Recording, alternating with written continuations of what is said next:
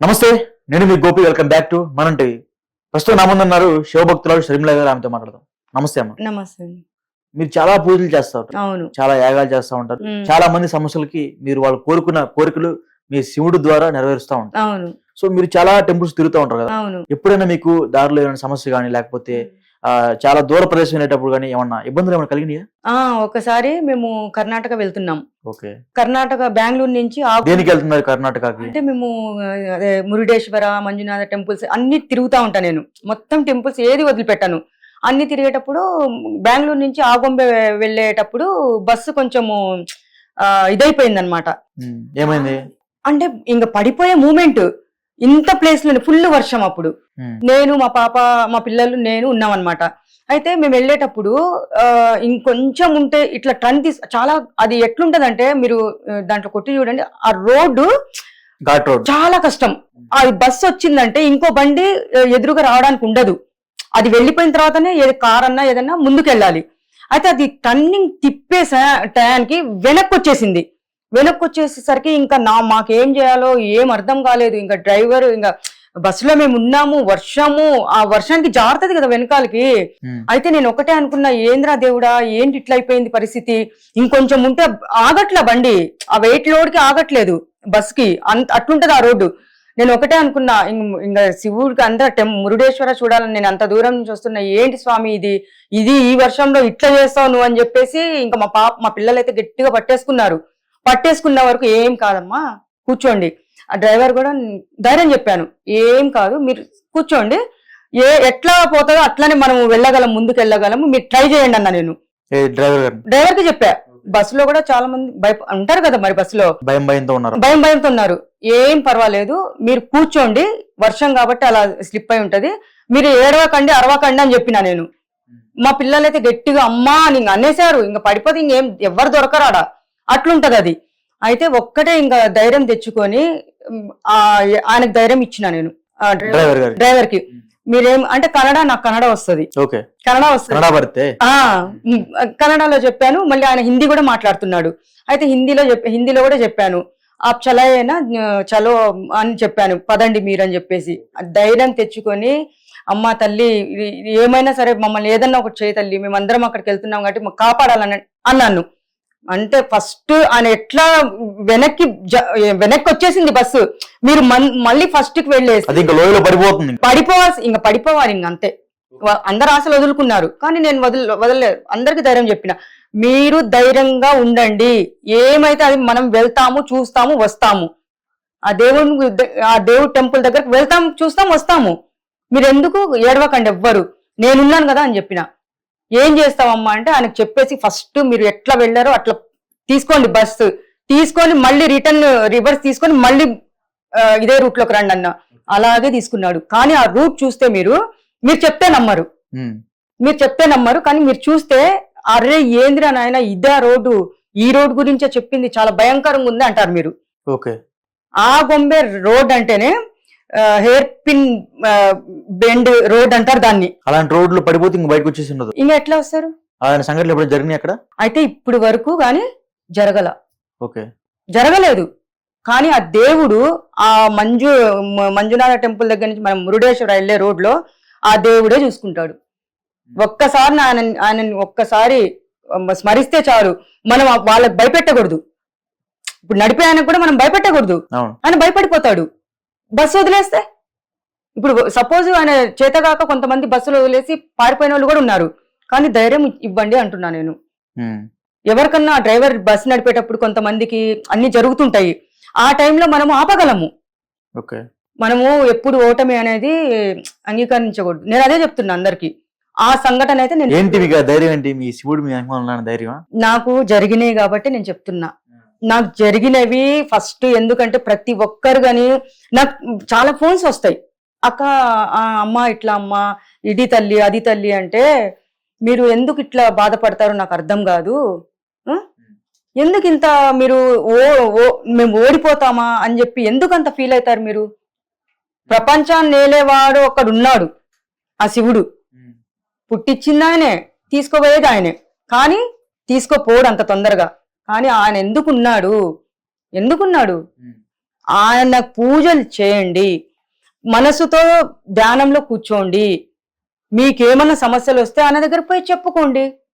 ఇంకా ఏమన్నా వస్తే మీరు ఏమేం పూజలు ఉన్నాయో అవి చేపించండి అంటున్నాను. మీకు తెలిసిన పూజలు ఏంటి అసలుకి? మీకు శివుని ఎందుకు ఆ విధంగా ఆరాధిస్తూ ఉంటారు? నేను అందరూ చాలా మంది ఇప్పుడు మీరు అడిగినట్టు అడిగారు. నేను ఫోన్ లో శివుడివి ఎక్కువ పెడుతుంటాను. నేను కింద కూడా టైప్ చేసి పెడతా, నా బంగారం శివయ్య, నా ప్రాణం శివయ్య అని. ఇది ఎందుకు పెడుతున్నారని నాకు ఫోన్ చేశారు చాలా మంది. ఎందుకు పెడుతున్నానంటే అమ్మా, ఇవి జరిగినాయి నాకు, ఆయనే నాకు దిక్కు, ధైర్యం కూడా ఇంతగా ఉన్నానంటే ఆయనే నాకు దిక్కు. అందుకే నా బంగారము, నాకు పునర్జన్మ ఇచ్చిన నా శివుడు. ఈ రోజు బతికున్నానంటే ఆయనే కారణం. ఓకే, పూజలు చేస్తారా స్పెషల్ గా? పూజలు, హోమాలు. ఎవరికన్నా నేను కొంతమంది, మీరు పాయింట్కి వచ్చారు ఇప్పుడు, చాలా మంది నాకు ఫోన్ చేశారు. ఏమని? అమ్మా మేము ఇక్కడ ఉంటాము అంటే, మా చుట్టాలు, మా అక్క వాళ్ళు, ఇట్లా అందరికి, ఇంకా చాలా మంది, మేము పలానా చోటు ఉంటాము, ఎట్లా మేము చేయమంటే, నేను ఇక్కడ మన సైడ్ అయితే ఇట్లా చెయ్యండి పూజలు, ఇలా చేయాలి, ఇలా హోమాలు చేయాలి, మంచి అది చేసి చూడండి. నేను అది కూడా ఏం చెప్తాను, 5 సోమవారాలు లేకుంటే 11 సోమవారాలు ఉపవాసం ఉండి చేయాలని చెప్తాను. నేను సోమవారమే కదా, ఆయనకి ఇష్టమైన రోజు కదా, అది చెప్తా. అయితే పూజలు కాదు, ప్రతి ఒక్కటి అభిషేకాల దగ్గర నుంచి హోమాల వరకు నేను వాళ్ళకి చెప్తుంటా. మీరు స్పెషల్ గా ఏమన్నా చేపిస్తా ఉంటారు? చేపించాను. మొన్న కార్తీక మాసం మొన్ననే వెళ్ళింది కదా, 3 months. ఆ నెల మొత్తము మీకు వీడియోస్ కూడా పంపించిన నేను. చూసా. ఆ నెల మొత్తము ఎక్కడ చూసినా నేనే ఉంటా. అందరూ మీకే అప్పచెప్పారా? ఊరి నుంచి ఫోన్ చేసి, మాకు ఇది సమస్య, అది సమస్య, చేయి తల్లి అంటే, వాళ్ళ కోసము నేను పచ్చి మంచి నీళ్లు తాగకుండా నేను ఉపవాసం ఉండి వాళ్ళ కోసం చేశాను. మా అమ్మ గురించి కూడా మీకు చెప్పాను. అవును, చెప్పారు. మా అమ్మ ఈ రోజు ఫోన్ చేసింది, అమ్మ రేపు వస్తావా తల్లి అంటే, అయ్యో ఎందుకు రాను అమ్మ అంటే, చెప్తున్నావా నీ శివయ్యకి మా అమ్మకి ఇంకా ఎంత ఆయుష్ ఉందని అడుగువా అంటే, ఇంకెందుకమ్మా 85 సంవత్సరాల్లో నీకు ఇంకా ఇచ్చాడు, ఆయన ఆ అంచుల వరకు పోయేసి నీకు పంపించాడు నా ఏడుపు చూడలేక అని చెప్పేసి మా అమ్మకి పొద్దున ఫోన్ చేసి చెప్తే నవ్వుతుంది. ఇప్పుడు మీ అమ్మ బాగా హెల్దీగా ఉన్నారు. అయితే 85 years కాబట్టి నడుస్తుంది మంచిగా. అయితే మా షాకింగ్ విషయం నేను ఇంకోటి చెప్పాలి మీకు. ఈ వయసులో కూడా మా అమ్మకి అన్ని టెస్టులు, ఎందుకు ఈమె అంత ఆరోగ్యము ఏమి లేకుండా చనిపోయే మూమెంట్ ఎందుకు వచ్చిన టెస్టులన్నీ చేపించాం మేము. కానీ shock, doctors shock. 85 years 86 years లో మీ అమ్మ ఇంత హెల్దీగా ఉందంటే ఒక్క రోగం మా అమ్మకు లేదు. ఇప్పుడు కూడా లేదు. అంటే అంత డైట్ ఫాలో అంత మంచి మా అమ్మ. ఇప్పుడు కూడా ఫుడ్, మంచి ఫుడ్. నా చేతి వంట అంటే మా అమ్మకి చాలా ఇష్టం. మా అమ్మ నా చేత్తోనే మందులు తీసుకుంటది. అక్కడ లేకున్నా కానీ మా తమ్ముడు కూడా దేవుడు, చాలా మంచోడు మా తమ్ముడు. ఎందుకంటే మా తమ్ముడు, మాకు ఒక్కడే తమ్ముడు, మా 5 మంది కాబట్టి మా అమ్మని ప్రాణం కంటే ఎక్కువ బాగా చూసుకుంటాడు. అలాంటి కొడుకులు ఈ ప్రపంచంలో ఉన్నారు అంటే, ఎంతో మంది తల్లిదండ్రులు చాలా మంది చూస్తున్నాం మనము.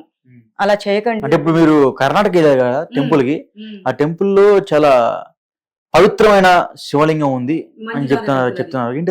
అబ్బా, మంచి క్వశ్చన్. మంజునాథ టెంపుల్ కి వెళ్ళి అక్కడ పూజలు గాని హోమాలు గాని మీరు చేపించుకున్నారు అంటే, మీ లైఫ్ తర్వాత చూడండి, తర్వాత మాట్లాడండి, ఇప్పుడేం మాట్లాడొద్దు. ఏంటి అంత కాన్ఫిడెన్స్? అంత పవర్ఫుల్ టెంపుల్ కర్ణాటకలో మంజునాథ స్వామి టెంపుల్, శివుడిది అది కూడా. మురుడేశ్వర. అంతకంటే ఎంత పవర్ఫుల్ అంటే అంత పవర్ఫుల్. మంజునాథ అనేది మీరు మూవీ కూడా చూసుంటారు. అవును, చూసాం. మంజునాథ మూవీ. అవును, చూసారా? ఆ మూవీ అక్కడ కూడా తీశారు కొంచెము. కానీ దానికి ఎందుకు తీశారంటే, ఎంత పవర్ఫుల్ అంటే ఆ టెంపుల్ నిజంగా చాలా పవర్ఫుల్. చాలా మంది ఏమనుకుంటారంటే, అక్కడికే పోయి చేయాలా, ఇక్కడ చేసుకో, అవన్నీ దేవుడిని మాత్రము కాంపిటీషన్ గా తీసుకోవద్దండి అని చెప్తున్నా. దేవుడు నేను చూడండి, ఎక్కడ కర్ణాటక, ఎక్కడ హైదరాబాదు వెళ్తాము, అక్కడ వెళ్ళిన వాళ్ళు మాత్రం పూజలు, అక్కడ పూజారులు కానీ ఎంత చాలా హోమాలు అన్ని బాగా చేస్తారు. చేపించుకోండి అని నేను ప్రతి ఒక్కరి సలహా నేను ఇస్తున్నాను.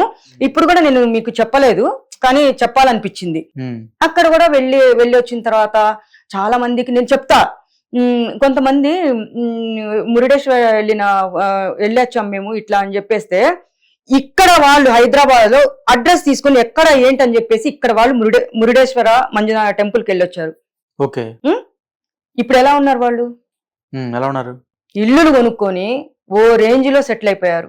ఓకే. ఫారెన్ కూడా వెళ్ళారు. నేను చెప్పింది నేనేం చెప్తున్నా, దేవుడి గురించి చెప్తున్నా. దేవుడి గురించి ఎవ్వరు అబద్ధం చెప్పరు నాకు తెలిసి. అయితే ప్రతి ఒక్కరికి నేను ఒకటే చెప్తాను, వెళ్ళండి, పూజలు చేపించుకోండి. నా చేత ఫోన్లు చేసి మేము రాలేమమ్మా, మీకు మొన్న చెప్పాను గుంటూరు నుంచి ఒక అబ్బాయి. అవును చెప్పారు. అవును అక్క, ఇది పరిస్థితి. ఎంత హ్యాపీగా ఫీల్ అయ్యి, చిన్న పిల్లలు. ఆయనకు ఎందుకు అనిపించిందో నాకు తెలియదు. నేను చేస్తానా చేయనా అని చెప్పేసి ఆయనకు అది కాదు, మా అక్క ఏంటనేది ఆయనకి. ప్రతి ఒక్కటి నేను టెంపుల్ పోయి వచ్చిందంతా నేను స్టేటస్ పెడుతుంటాను. అందరు ఫాలో అవుతున్నారు, అందరు ఫోన్ చేస్తారు, ప్రతి ఒక్కరు ఫోన్ చేస్తారు, మాకు ఇది బాగలేదు. కొంతమంది ఏమంటారంటే, నువ్వు పూజలు చేపించడమే కాదు షర్మిల, నువ్వు నీ చేత్తో మాకు అన్నం పెడతావు చూడు, నీ చేత్తో నువ్వు మాకు వచ్చి హాస్పిటల్స్కి ఎవ్వరు బాగలేకుండా వచ్చి నువ్వు టాబ్లెట్స్ ఇవ్వడము, మందులు ఇవ్వడము, నీ చేత్తో కల్పించుకొని మేము తింటున్నాము, ఏం మాయ ఉందో నీ చేతిలో అంటారు. అది కూడా చెప్పారు. వాళ్ళే కాదు, మా అమ్మనే చెప్తుంది, మా అక్క వాళ్ళు చెప్తారు.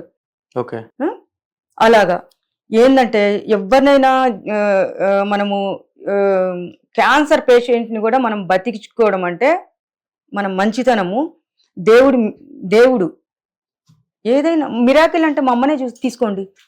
అసలు ఏమీ లేదంటే డాక్టర్ ఏమంటారు, అమ్మా నాది ఎంత ఏజ్ అమ్మా, 40, మీకు 86, నాకు షుగర్ ఉందన్నారు. ఈ వయసులో మీకు ఒక్క జబ్బు లేదంటే నాకు షాక్ అమ్మా అని చెప్పేసి డాక్టర్సే చెప్పారు. కూకట్పల్లి రంగే హాస్పిటల్ అది. నిజంగా నాకు ఒకటి హ్యాపీ ఏంటంటే, ఎవరన్నా ఏమన్నా చెప్పుకొని ఇవ్వండి, కానీ నాకు ఫోన్లు వస్తే మాత్రము నేను చెప్పేది ఇదే, మీరు దేవుణ్ణి పూజించండి, మీకు ఏమన్నా సమస్యలు ఉంటే పూజలు స్టార్ట్ చేయండి, హోమాలు ఏదన్నట్టు చేసుకోండి, మీకు టైం దొరికినప్పుడు మీరు 108 సార్లు ఓం నమ శివాయ. అది ఒకటి రుద్రాక్షది ఉంటది మనకి దొరుకుతాయి ఎక్కడైనా, అది 108 ఉంటాయి. అది బ్యాగ్ లో పెట్టుకొని, బ్యాగ్ ఉంటది దానికి, అది రుద్రాక్ష అనేది కనపడకూడదు, బ్యాగ్ లో పెట్టి ఆ బ్యాగ్ లో ఉంటది చెయ్యి, 108. మీకు టైం దొరికినప్పుడు అది చదవండి. అది ఉపవాసం ఉండి చదివితే ఉంది. నేను చదువుతా కదా. కొంతమందికి నేను చదవలేనన్నప్పుడు నేను 108 చెప్తున్నా. నేను నాలాగా చదివేటట్టయితే వాళ్ళకి ఇంకా ఎంతో బాగుండు. 1008 టైమ్స్ ఓం నమ శివాయ అంతే. ఒక్కసారి ఓం నమ శివాయ అంటే, ఆ శివుడికి ఓం నమ శివాయ అనేది చాలా ఇష్టమైన పదం. అది ఆయన తపస్సు చేసింది కూడా ఆ ఓం నమ శివాయ అనేదే కదా చెప్తాడు. 1000 సార్లు చదివినట్టు. ఒకసారి చదివితే 1000 సార్లు చదివినట్టు. నేను ఇంట్లో మీకు ఒక విషయం చెప్తాను, ఇంట్లో నేను ఎవరితో మాట్లాడను. ప్రతి పని చేస్తున్నా గానీ, నేను ఎక్కడ వంట చేస్తున్నా గానీ, నేను ఏదన్నా పనిలో ఉన్నా గానీ, బయట ఎక్కడన్నా వెళ్ళినా గానీ అదొక్కటి చదువుకుంటూ ఉంటాను, మాట్లాడాను ఎవరితో. ఓం నమః శివాయ అదే చదువుతాను. మళ్ళీ ఇంట్లో నైట్ కూర్చొని 1008 టైమ్స్, అది మాత్రం వదిలిపెట్టాను. ఆ పవర్ అనేది ఇప్పుడు దేవుడు ఇస్తాడు. ఆయన స్మరిస్తూ ఉంటే మన బాడీ బాగుంటది, స్కిన్ బాగుంటుంది, మంచిగా హెల్దీగా ఉంటాము. మొన్న కూడా మీకు చెప్పాను, 25 సంవత్సరాల క్రితం ఒక్కసారి 2 సార్లు జ్వరం వచ్చింది, మళ్ళీ ఇప్పుడు దాకా ఏం లేదని. ఓకే అమ్మా, రైట్, థ్యాంక్ యూ అమ్మా. Thank you.